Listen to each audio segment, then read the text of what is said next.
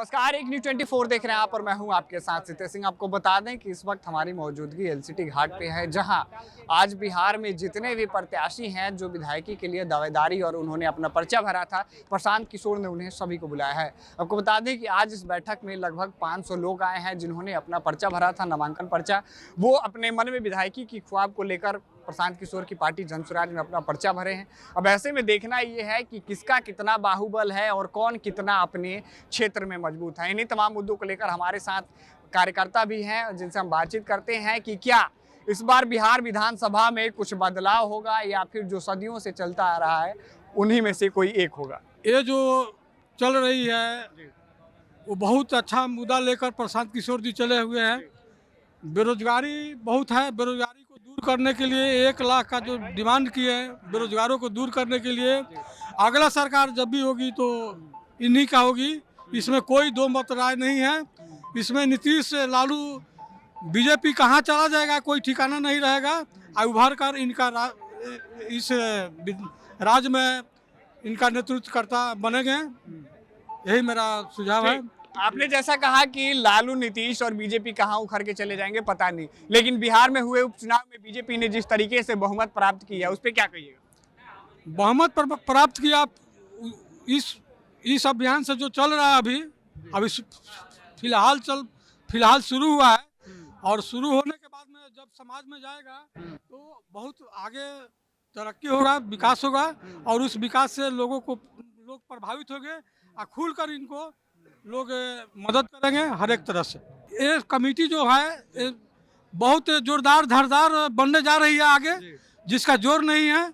और आगे बिहार में सरकार जो बनेगी उसमें जनसुराज पार्टी की ही बनेगी। जनसुराज बहुत मजबूत दल बनने जा रही है और नीचे में बहुत ही सरकार के लिए आक्रोश है, नीतीश जी के लिए और इनके तेजस्वी जी के लिए बहुत ही आक्रोश है, बट सॉल्यूशन लोग को मिल नहीं रहा है। जन सुराज पे अब भरोसा लोग धीरे धीरे कर रहे हैं और जन सुराज को ग्राउंड लेवल पे बहुत ही स्ट्रॉन्ग मजबूती के साथ आने की ज़रूरत है। अभी हमारे प्रशांत किशोर जी के बात आई मुद्दा की, तब मुद्दा तो आपने क्या देखा प्रशांत किशोर में जो उनकी पार्टी से जुड़े?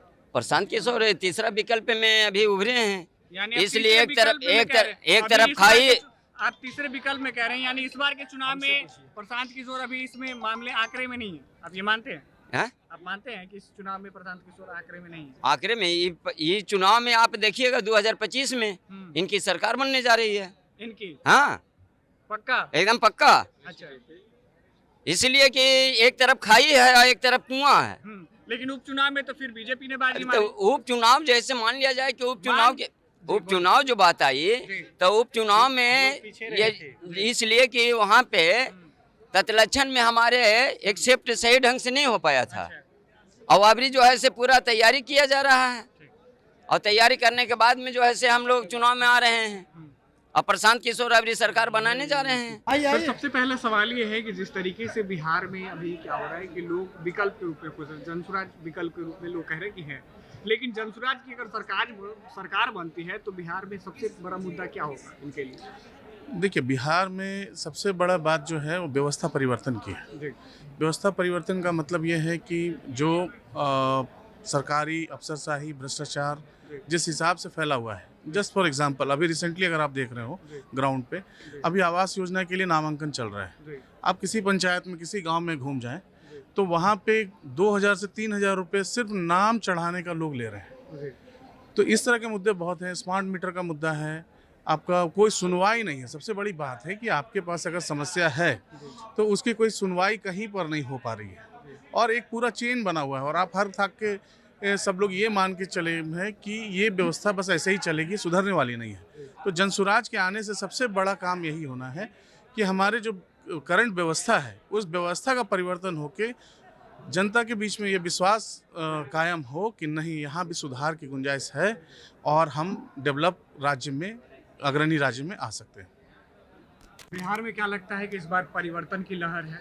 जी, मुझे पूर्ण विश्वास है कि इस बार जनसुराज के ही सरकार 2025 में बनेगी, क्योंकि युवाओं को जो बात करेंगे, जो युवाओं का विचारों को रखेंगे, रोजगार की बात तो कोई सरकार आज तक किया ही नहीं है।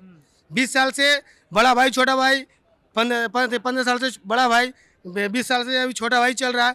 तो ये बड़ा छोटा भाई का जो सरकार चल रहा है, रोजगार का बात नहीं कर रहा है, सिर्फ कर रहे हैं कि भ्रष्टाचार। कहाँ भ्रष्टाचार हो, रोड बनाएंगे तो पीसी मांगेंगे।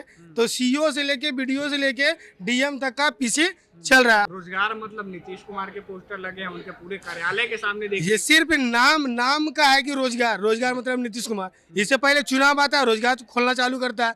उसके पहले कहाँ चला जाता है? केंद्र सरकार का वही रोल है, जब चुनाव आया तो वैकेंसी निकाल दिया, उसके बाद सो जाते हैं। इसीलिए रोजगार मतलब 2 करोड़ रोजगार प्रत्येक साल।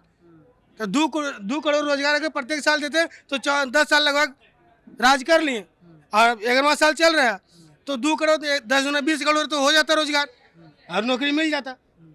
रोजगार मतलब ये हुआ कि बिहार से बाहर रोजगार करने के लिए लोग नहीं जाए, तो ये रोजगार हुआ।